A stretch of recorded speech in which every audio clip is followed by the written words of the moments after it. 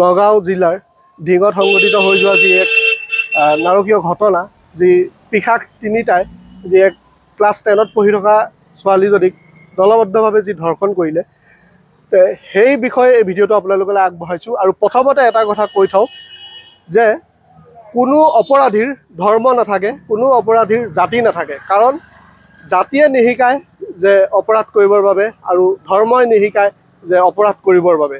যি ধৰণে নগাঁৱত এতিয়ালৈকে প্ৰতিবাদসমূহ হ'ব লাগিছিলে, সমূহ ৰাইজ যি ধৰণে ওলাই আহিব লাগিছিলে, তেনেকৈ ধৰণে কিন্তু দেখা যোৱা নাই আপোনালোকক ওলাই অহা। কাৰণ আপোনালোকে কেতিয়া ওলাই আহিব? যোনদিনাখন আপোনাৰ নিজৰ পৰিয়ালৰ ওচৰৰ কাৰোবাৰ হ'ব বা নিজৰ ঘৰত যেতিয়া নিজৰ ছোৱালীজনী হ'ব তেতিয়া ওলাই আহিব নেকি? তাৰ আগতে আমি ওলাই আহিব লাগিব। সেইবাবে আমি যি ওলাই আহিছোঁ, আৰু ইয়াৰ পৰা এক স্পষ্ট কথা আপোনালোকৰ আগত এই ভিডিঅ'টো ৰেকৰ্ডিঙৰ দ্বাৰা মই কৈ দিওঁ, শিৱসাগৰত যদি এনেকুৱা সংগঠিত হয় তেতিয়া কিন্তু আইন আমি নিজে হাতত তুলি ল'ম, আৰু সেই পিশাচ যোনেই নহওক কিয় ঘৰৰ পৰা আদি কৰি সকলো ভাঙি দিয়া হ'ব।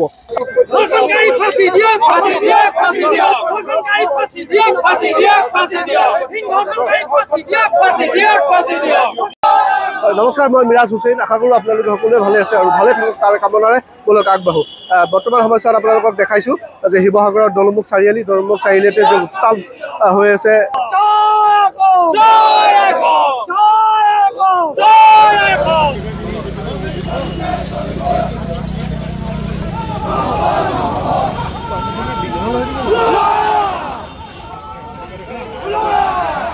নগাঁও জিলাৰ যি ঢিঙত সংঘটিত হৈ যোৱা ঘটনাৰ প্ৰতিবাদতে আজি এই শিৱসাগৰৰ ৰাইজ এই ধৰণে শিৱসাগৰৰ ৰাজপথত ওলাই আহিছে।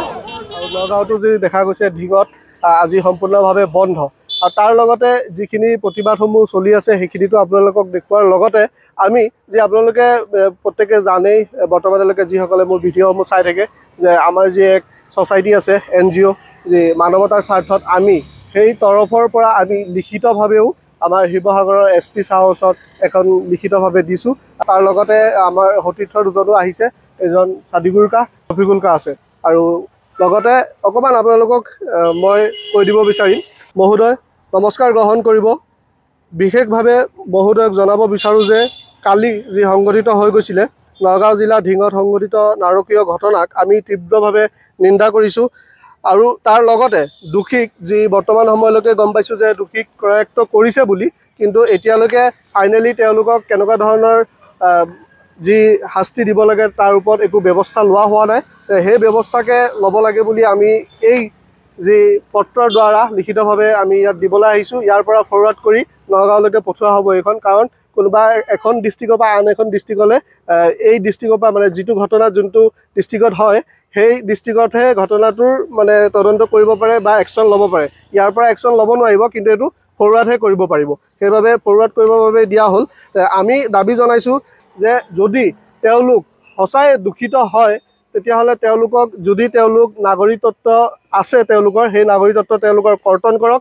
আৰু যদি তেওঁলোকৰ নিজৰ মাটি বাৰী আছে সেইসমূহ তেওঁলোকক তাৰ পৰা উচ্ছেদ কৰক। আৰু তাৰ লগতে মই ক'ব বিচাৰিছোঁ যে উদাহৰণ হিচাপে ৰাখিবৰ বাবে সমাজৰ আগত সেই ব্যক্তিসকলক মোৰ মতে, আমাৰ মতে, যে কোনোবা এটা অংগ বিচ্ছেদ কৰক শৰীৰৰ পৰা আৰু উদাহৰণ হিচাপে ৰাখি থওক। কাৰণ ফাঁচি দি যদি দিয়ে এদিন বা দুদিনৰ পিছতে সমূহ ৰাইজে পাহৰিব, কিন্তু উদাহৰণ হিচাপে যদি সেইজন থাকি যায় তেতিয়াহ'লে কিন্তু আন কেতিয়াবা সেইজনক দেখি আন কোনো দোষী ওলাই নাহিব, নে কি কয়?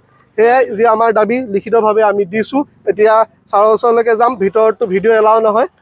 ইমানখিনি আপোনালোকক দেখালোঁ, ভিতৰত গৈ মেলি আমি কাগজখন দিম আৰু ভিডিঅ'টো ইমানখিনিয়ে আপোনালোকৰ আগলৈ আগবঢ়ালোঁ।